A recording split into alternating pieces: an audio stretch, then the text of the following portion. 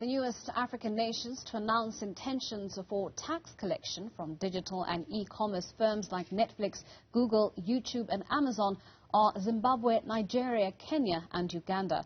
Following the pandemic, cash-strapped African governments made a much-decried attempt to tax digital payments in order to increase revenue collection.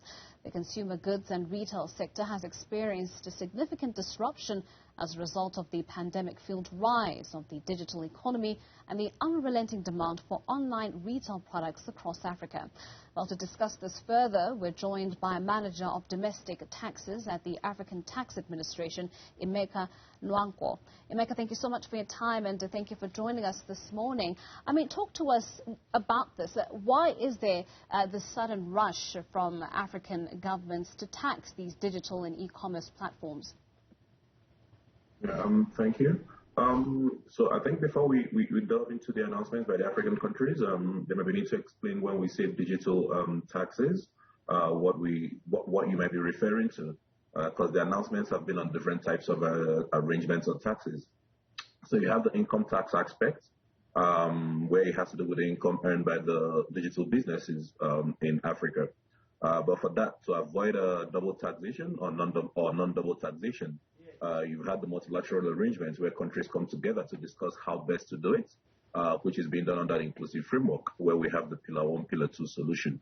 However, while that conversation is going on and is being detailed and structured out, you have countries implementing what we call unilateral measures for the income tax on how they as a sovereign nation can collect these taxes. This is where the examples of Zimbabwe, Nigeria, and Kenya that you've given comes in. But in terms of a pure DST, digital services tax, that would be only Kenya in Africa currently.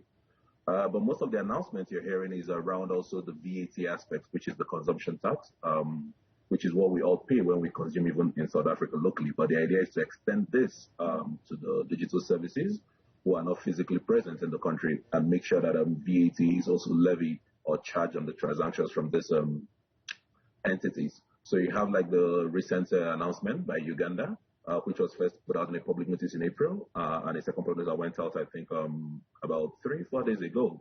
That has to do with the VAT aspect of it now, the value-added tax. And this is not the introduction of new tax in most places. It's basically countries now extending the existing legal framework for VAT, but then putting in place a compliance process to enable these entities who are not present, who might not be able to comply the way you have the local entities do that in a simplified manner. Well, talk to us about the interest that we're seeing from African countries to actually implement these tax implications. And on whom is this burden likely to fall on? Is it likely to fall on the consumer? So maybe we'll take on the VAT aspects first. VAT is a tax borne by the consumer. It's an indirect tax. So usually, even if you consume digital services locally, you would have had to pay VAT on it, except where it's exempt.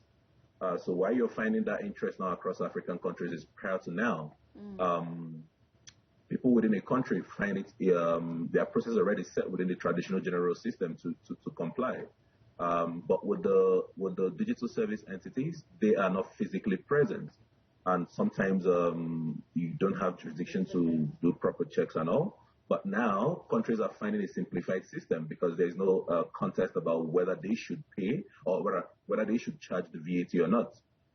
The conversation is about how do you get them to remit, because usually you have where it's business to consumer transactions, meaning a foreign entity supplying to an individual who is not a registered business in a country.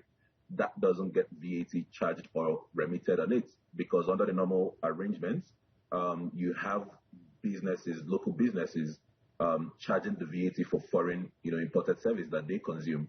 But when it's with an individual, that doesn't happen. So most of the announcements you're hearing now is countries extending this to say that the foreign entities supplying into the countries should be able to account for the transactions they are having with individuals within the countries. Part of this is a way to deepen the revenue capacity of these countries. With COVID, we've seen how most things are now done online. We're all using digital channels to do transactions and all that. And like you mentioned, some of the streaming and the gaming industry also is booming. online. So part of the revenue deepening objectives of revenue administrations across Africa is to find more ways to deepen their tax base without maybe introducing new taxes and all. While the burden for the VAT will be borne by the consumers, I think the further explanation would be also a case of neutrality and fair environment for competition for the entities. Because if I'm consuming a service locally in South Africa and I'm paying VAT on it, but where I consume the same service, exact same service from a non-resident supplier who is not physically present in South Africa, I don't pay VAT. That could distort competition because that means there is no VAT amount on the international aspect of the transaction while there is when it's local. So this is why you're finding a whole lot of interest now for those two reasons to ensure that they are also brought within the VAT compliance regime. It does seem that a lot of the interest stems from the fact that African governments are able to expand on their revenue collection through this avenue. Exactly how much revenue, Emeka, do you think African governments can actually gain from digital services? I mean, is it indeed a viable or as viable an avenue as they believe it to be? So yes, it's quite valuable. From the income tax aspect, that we might not have clarity on now. I mean, some countries have expressed concern about the current international arrangements for the income tax aspect and believe that that might not yield as much revenue as it should for African countries.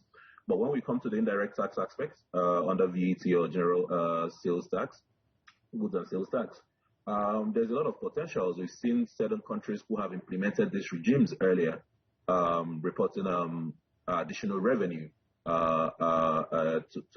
through these regimes.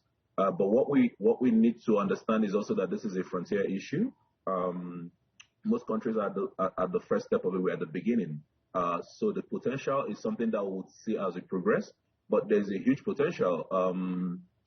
Countries have posted within Africa. We've seen where jurisdictions have posted up to billions of dollars in about 6-7 years of implementing a regime, and we've seen where within a short period of 1 month, 2 months, countries are reporting over $4 million just from that particular regime.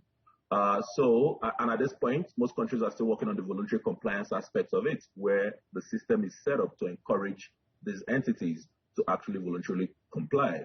And I think by the time countries move into the next stage, which will be the part where they get to monitor and enforce compliance on the non-compliance entities, we'll see more revenue coming for African countries.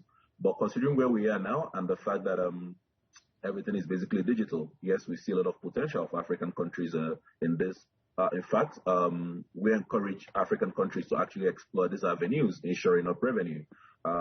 If you look around us, you see that within ATAR, for example, for the income tax aspect, we've had a couple of publications on the impact of Pillar 1 for countries who decide that they want to go with the unilateral measure of implementing a DST, like Kenya has done. We've provided guidelines on how such laws can be drafted.